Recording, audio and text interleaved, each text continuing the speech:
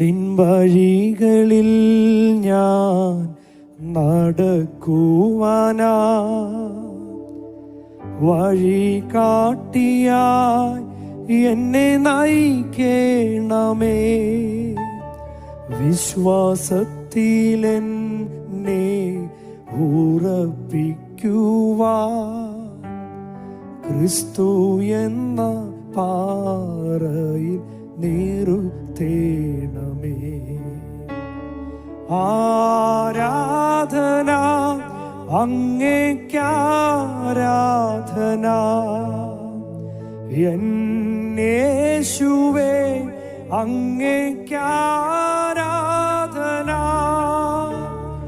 ആരാധന അങ്ങേക്കാരാധന